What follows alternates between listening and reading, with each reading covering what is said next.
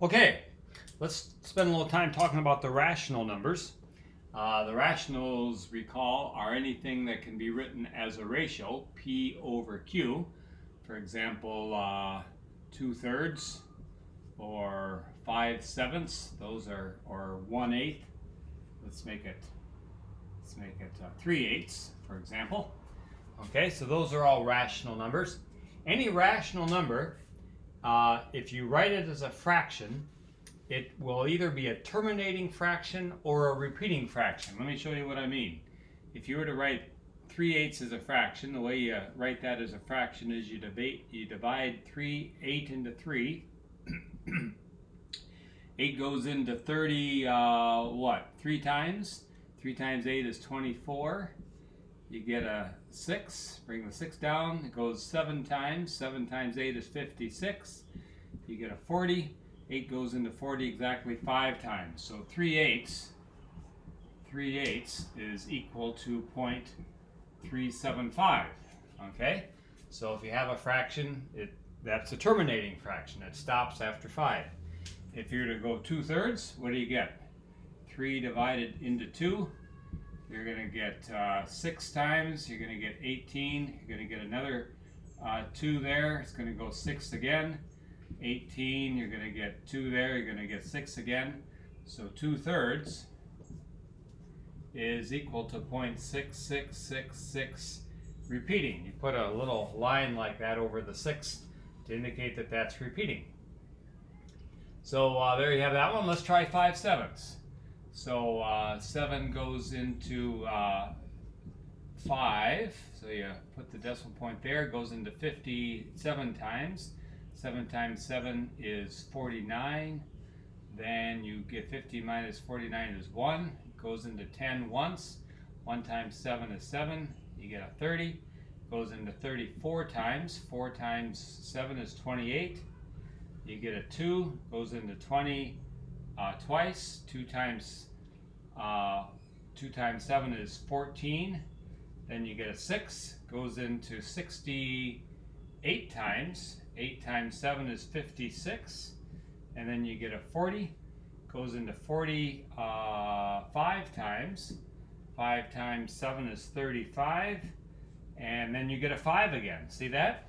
So you're going to start over again. So this whole thing repeats. So 5/7 is equal to 0.714285, 714,285 over and over and over again. So if you have a fraction, you can write it as either a repeating decimal or as a terminating decimal. On the other hand, if you have a decimal, you can write it as a fraction. Right? If you have 7.3182, that can be written as 73182 over 1,000.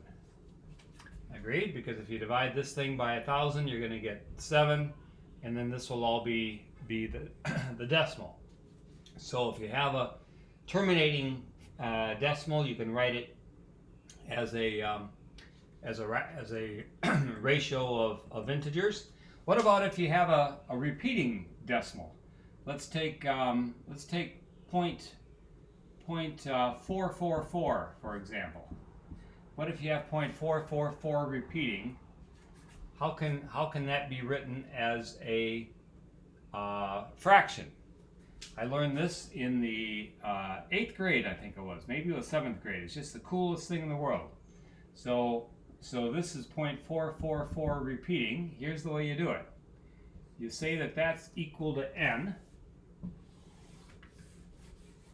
And if that's equal to n, then 10n is going to be 10 times this number. If you take 10 times this number, you're going to move the decimal place over 1 spot. And so you're going to get that. And now you can subtract one side, the bottom from the top, and you're going to get 9n.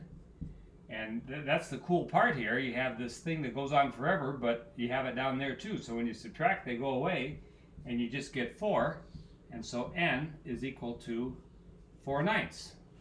So if you have 0.44444, that's equal to 4/9. Like that. What if you have something like this? 0.272727 repeating. Okay? What can you do there? Let's do the same thing. We'll set that equal to n. Okay? Now, again, I want the decimal part to cancel out, so if I multiply it by 10, I'm going to end up with a 0.7 there. I want it to cancel out with this thing, so I have to multiply it by 100. If you multiply it by 100, then you're going to get 27.272727 repeating. See that? So again, that's what you want to do, is to make that go away. So you cancel, or I should say you subtract, and you get 99n is equal to 27. Divide both sides by 99. 27 over 99. I guess we can reduce that, can't we? If you divide both sides by 3, you're going to get 9 over 11. I'm sorry, divide by 3. 9 over... Oh, you can divide both sides by 9, actually. If you divide both sides by 9, you're going to get 3 over 11. So 0.272727, x ends up being 3/11. Kind of cool. Okay? So in class you can do more of those, but that's how you go back and forth between fractions and decimals. The other thing I'll just say very quickly is if you have something like 3 2/5, then you typically don't write it like that. You like to write it as a improper fraction instead. The way you do that is you say, well, 1 is equal to 5/5. So 3 would be equal to 15/5. And here you have 2 more fifths. So that's 15/5 plus 2 more would be 17/5. So I guess if you wanted to find the procedure, you could go 3 times 5 is 15 plus 2 is 17. So you get that right there. Okay? What about adding fractions? Or yeah. If you have 1/5 plus 2/5, well, let's just think of a piece of pie. If you have 1/5 of a piece of pie, and then you have another 2/5 of a piece of pie, how much pie do you have? I should end up, those should be a little bit bigger. Let's try it again. You have 1/5 of a piece, and there's a 2nd fifth, and there's a 3rd fifth. So you have 3/5 all together, and so all you do is you add the numerators, and you get 3/5. Okay? On the other hand, what if you have 1/3 of a piece of pie plus 1/2 of a piece of pie? What do you do with that? This is one of the very first questions. I remember I was in the 5th grade, and I stayed after class because I was waiting for the bus, and the teacher was just trying to keep me occupied, and so she asked a couple of us this question. Okay, she said, here you have 1/2 of a pie, and here you have 1/3 of a pie. Let's make it a little bit bigger. 1/3 of a pie. Okay, how much do you have all together? Well, the trouble is you don't have the same denominator, so you can't just add the tops. And so I stewed around with that for a little while, and then eventually the teacher said, well, let's do this. 1/3 is the same as 2/6, because 2/6 can be reduced to 1/3. And 1/2 is equal to 3/6, because 3/6 can be reduced to 1/3. So that's equal to 2/6 plus 3/6. And now you can add them together and you get 5/6. So basically she said, hey, just break each of these things up into 6. Whoops. Break each of these up into 6. That's into 2/6. That's into 3/6. And now you got 3 of them here and you got 2 of them there. So you got 5 of them all together. Okay, and again, going through this fairly fast because this is stuff that you've been seeing since elementary school. Whether you've been practicing it all along the way is another matter, but at least you've seen it. And so there you go. Let's see, we've already talked a little bit about this, but if you have, for example, 36 over 54, that's a rational number, but it's not reduced as much as it can be. If you divide both the top and the bottom by 2, you're going to get 18 over 27, so that's reduced a little bit. If you divide by 2 again, or by 3 this time, if you divide by 3, you're going to get 6 on top, and you're going to get, let's see, you're going to get 9 on the bottom. If you divide both of these things by 3, and then if you divide this by 3 again, you're going to get 2 over 3. So that reduces to 2/3. So you can just keep, if you wanted to, you could write 36 is equal to what? It's equal to 2 times 2 is 4. 4 times 3 is 12. 12 times 3 is 36. So if you divide this up into the prime numbers, you get this. 54 is equal to what? 54 is 2 times 27. 27 is 3 times 3 times 3. So once you have that, then those divide those out, those divide out, those all divide out, and you just end up with 2/3. Okay, so again, you can do more of these in class, but that's at least kind of an introduction to it. A couple more things. What about multiplying rational numbers? What if you have 2/5 times 7/3, for example? If you have 2/5 times 7/3, okay, you know how to multiply 4 times 3, that's just equal to 12. Well, what if you have 2/5 of 7/3? If you have 4 times 3, you get 12. If you have 2/5 times 7/3, what do you get? It turns out it's just the easiest thing you'd want to do. You multiply the tops and you get 14. You multiply the bottoms and you get 15. So that's all there is to it when you multiply rational numbers. Okay? So you have that. Finally, what happens if we divide rational numbers? Let's take those same two. I forgot what they were. 2/5 divided by, let's go 3/7. Okay? What about this divided by this? Well, it turns out that when you divide rational numbers like this, what you do is you bring this one up and you flip it over. So it's going to be 7/3. So 2/5 divided by 3/7 is going to be, oh, this is the same thing I had before. It's going to be 14 over 15. Okay? So that's how you divide rational numbers. Okay. Let's see. Last thing I'll just mention is this is kind of cool. My TV just came on. Hold on just a second.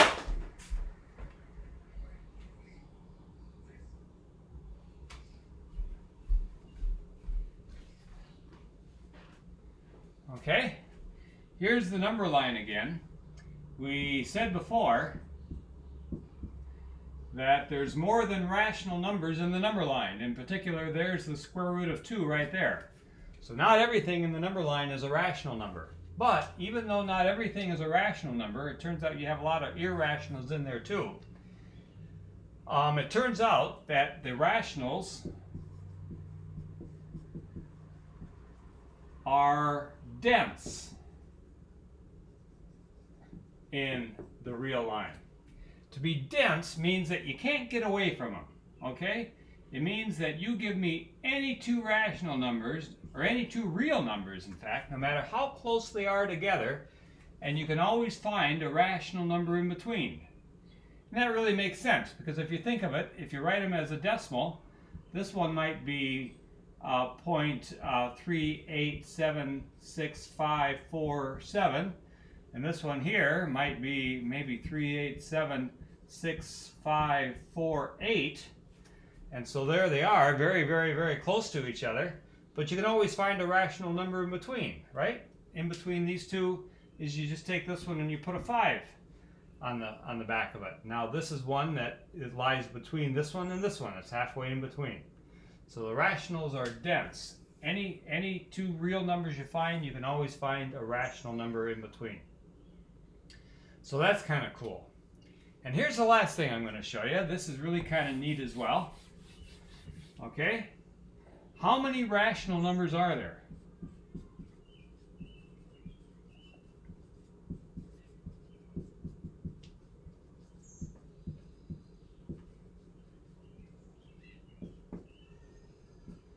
How many are there? Okay?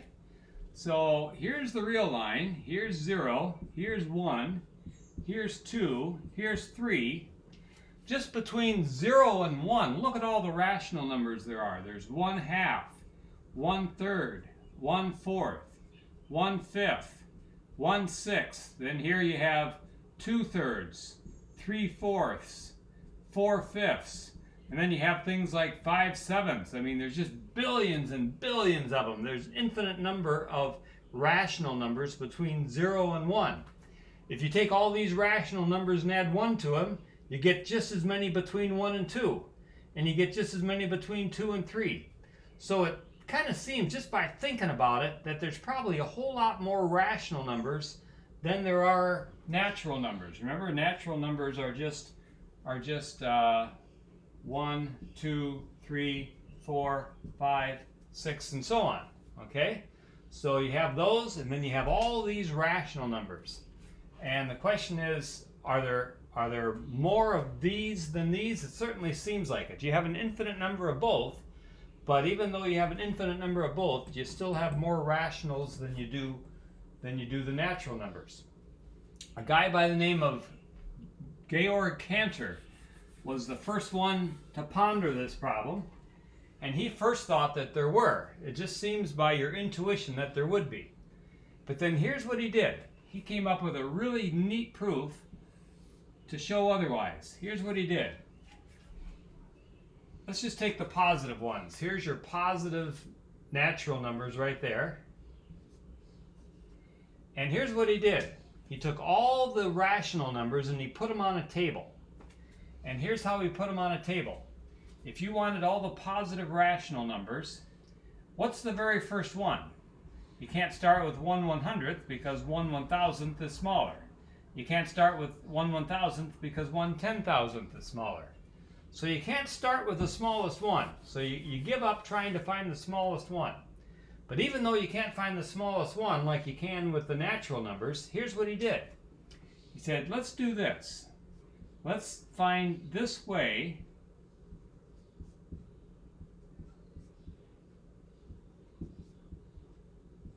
to list them all. I'll take all the rational numbers with the 1 in the denominator and put them in that first row. And then we'll take all the rational numbers with the 2 in the denominator and put them in the second row.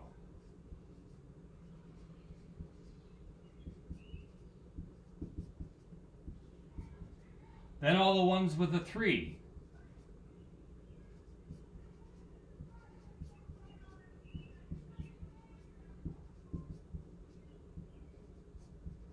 Then all the ones with the 4th.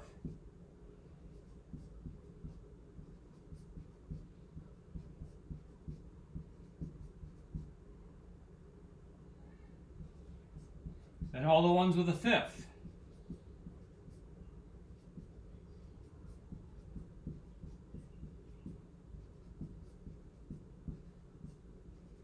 On and on. See that? Then he said, okay, let's get rid of all the rational numbers that appear more than once. So we'll start with all these, and then we'll get rid of 2/2, because 2/2 is the same as 1. 4/2, that's the same as 2. 6/2, that's the same as 3. So we'll get rid of all those. And then here, let's see, we'll get rid of 3/3, because that's the same as 1. 6/3 is the same as 2, so we'll get rid of those. 2/4, that's the same as 1/2. 4/4, that's the same as 1. 6/4, that's the same as 3/2, and so on. These all keep going. See that? 1/5, 2/5, 3/5, 4/5, 5/5 is the same as 1. 6/5 it should be. And so on. Okay? Once you've gotten rid of all the extraneous ones, then the question is there a way to match up all of the rational numbers with these natural numbers? Is there a way to match them up? If there's a way to match them up so that each one of these has a partner and each one of these has a partner, then we'd have to say that there's the same number of each, because they can be matched up 1 to 1, so they're the same number of each. So let's see if we can match them up. You can't match them up like this. You can't go here, here, here, here, here, here, here, here, because you're going to be left, there's no one to match this with. I can't do this. I can't go here. This one gets matched up there. This gets matched up there. This gets matched up there, because there's no one to match this with. We need to find a way to match them so that eventually every single rational number on this table will have a partner. And this is the stroke of genius. Can you see it? If you want to, turn off the video and see if you can do it on your own. Okay, it's pretty clever. Okay? Here's what he did. He said, let's go down diagonals like this. So we'll start with 1 over 1 for this one, 2 over 1 for this one, 1/2 gets matched with 3. Now we'll go down this diagonal. 3 over 1 gets matched with 4. 1/3 gets matched with 5. Now we'll go down this row. 4 over 1 gets matched with 6. 3/2 gets matched with 7. 2/3 gets matched with 8. 1/4 gets matched with 9. Then you start with this row, and you're going to get 5 over 1. And you can keep doing that, and can you see what's going to happen? No matter where you are out here, any rational number you have is going to be some big old number over some other number. But whatever the rational number is, it's going to be somewhere on this table, and eventually, as you go down these diagonals, you're going to find it, and you're going to match it up with a natural number. So it turns out, how many are there? The answer is the same number as there are natural numbers. Okay, kind of cool. Kind of cool. So that's some mathematics that you typically don't see in a college course, not unless you're a math major. So it's kind of neat to be able to see some of these things that are really kind of cool, bits of mathematics that don't often show up. Okay.